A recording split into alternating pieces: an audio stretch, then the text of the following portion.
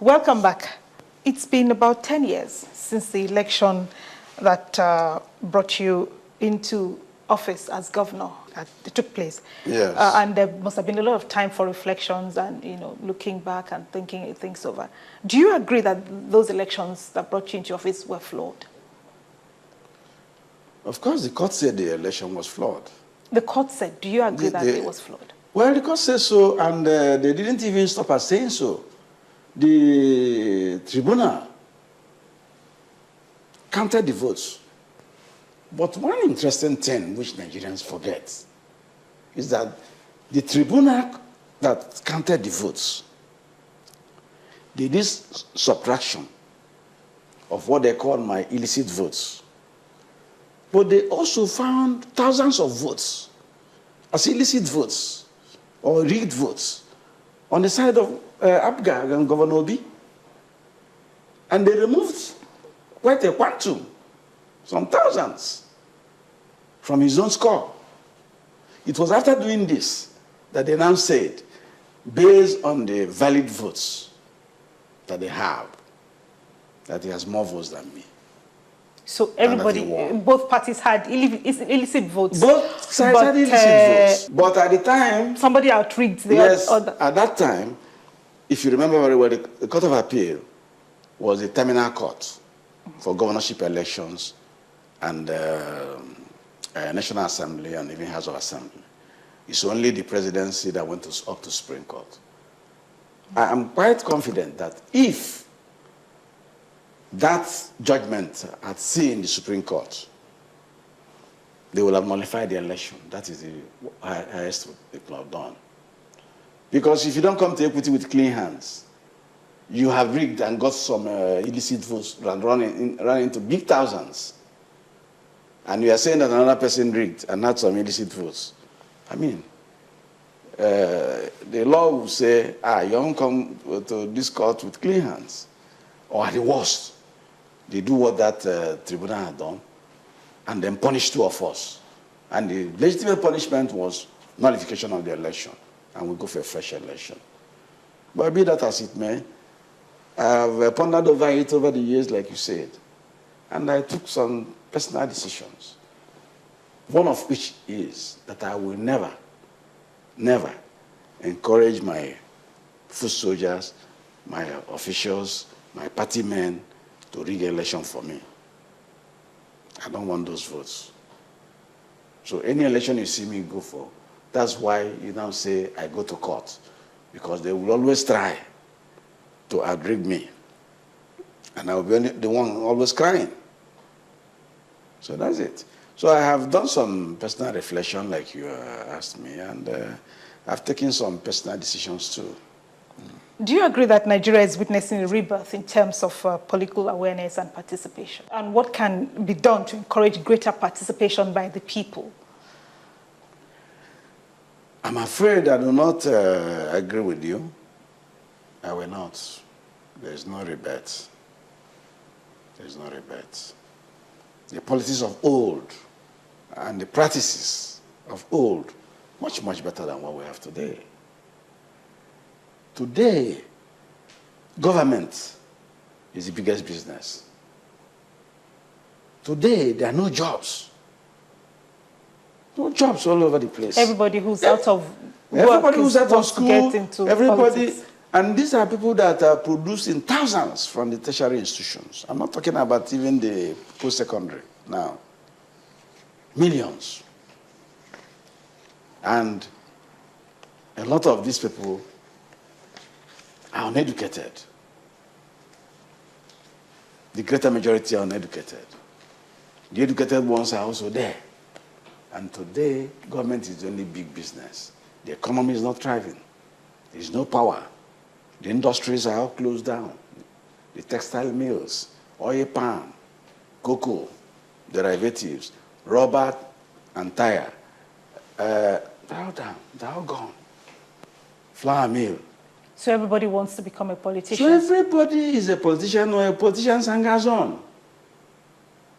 And that has put a lot of pressure on politicians and made them to be doing what they're not supposed to do. It has also put pressure on the civil servants. and made them to be doing what they're not supposed to do. So the politics now is not the politics of Anambra State and Obafemi Awolowo or Amaya Okpara. No.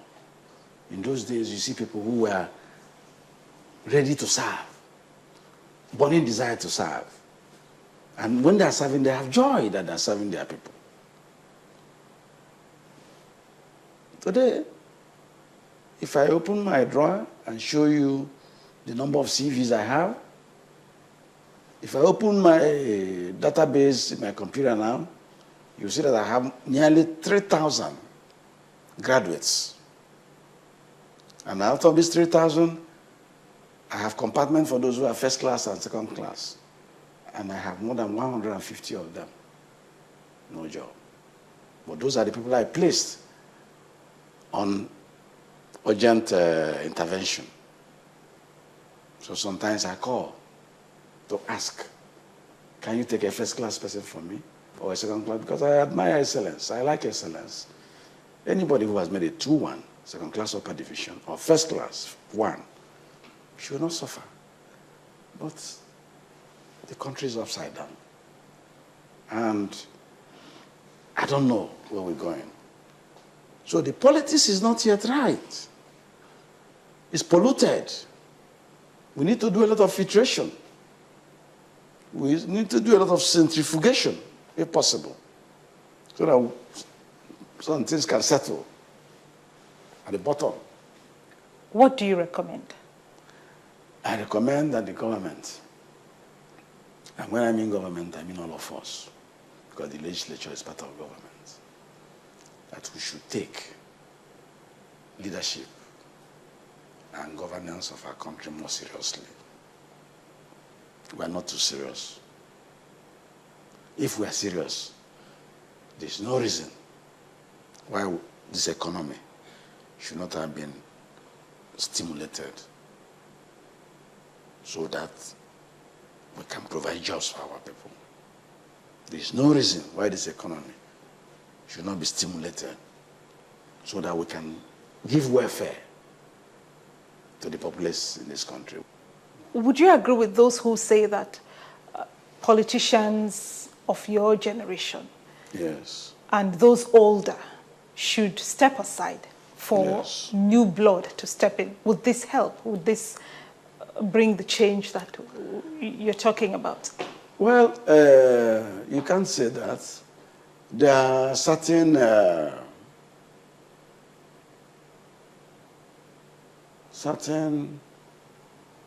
knowledge that the generation you're talking about has. In any case, I'm not an old man. I don't know why you want me to step out. You want to retire me prematurely. I have my time for politics. Which is still now. Yes, I will quit when I start knocking on the door of 70 or that kind of thing. So I have some big years still left. So 70-year-olds should continue to be in politics? Yes, why not? If he has the capacity to serve well, why not? And there are certain knowledge, like I said before, and wisdom that goes with old age. They call it sagacity. You acquire it through age, experiences that you've gone through.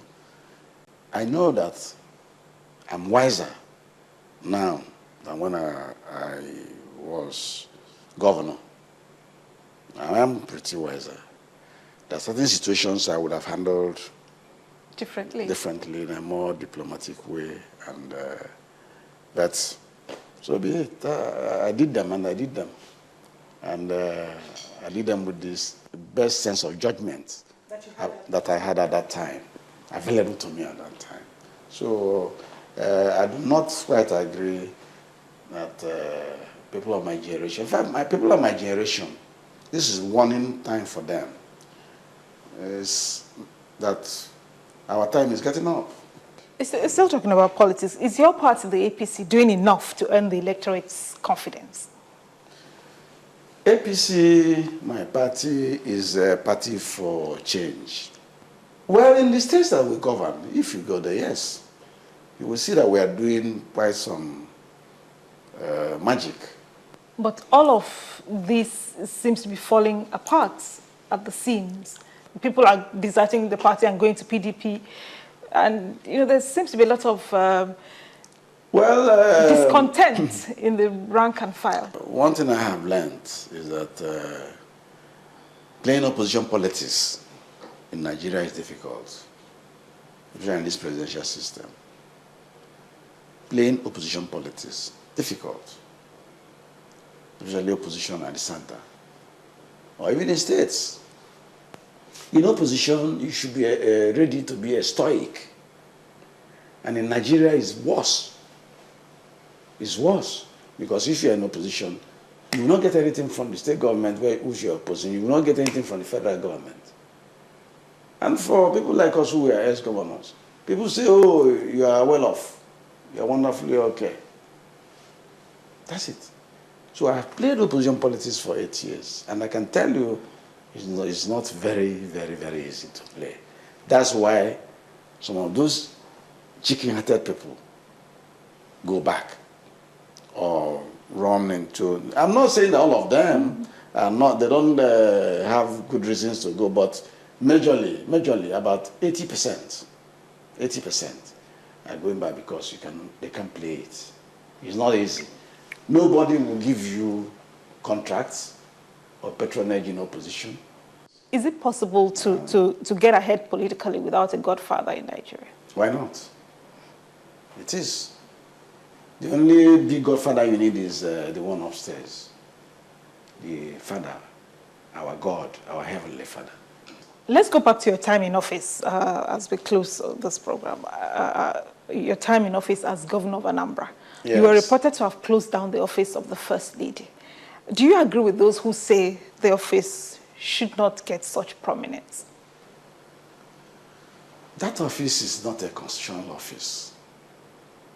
It's not. It is not. And both at the state and national level? At state and at national level. I take very strong exception to those who try to make issue out of that office. Today is made grandiose with pet projects. And from pet projects, the money of state goes into the place. How do you defend that expenditure? How can you defend it? Is it appropriated for? How have the governors and the presidents been defending it over these years? I don't know how they've been defending it. I didn't operate that office. I told my wife not to operate. And the two reasons I gave eventually happened. And second reason I gave was that if there's an attack on me because I was having a running battle in that state, that office will be very vulnerable. And lo and behold, it happened in 2005 when they attacked the government house, hoodlums. They went to that office. It was their first port of call. Luckily for my wife, that office had been closed down. If she had been there, they would capture her. And that would be second kidnap in Anambra. If a woman wants to be governor, she can be governor. If you're a deputy governor, you're a deputy governor. Senator Chris Ngige, yes. Thank you so much for your time. Thank you. Thank you. You're welcome.